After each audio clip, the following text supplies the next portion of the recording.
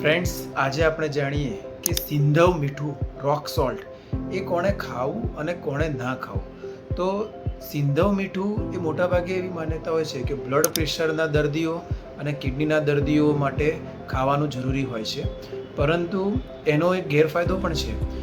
જેમ સિંધવ મીઠુંમાં સોડિયમ ઓછું હોય એમ પોટેશિયમ વધારે પણ હોઈ શકે છે.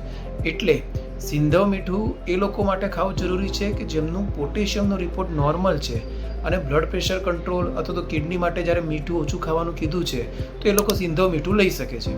પણ જ્યારે પોટેશિયમ નામનું તત્વ વધારે હોય અને સિંધવ મીઠું ખાય તો પોટેશિયમ ઓર વધે છે.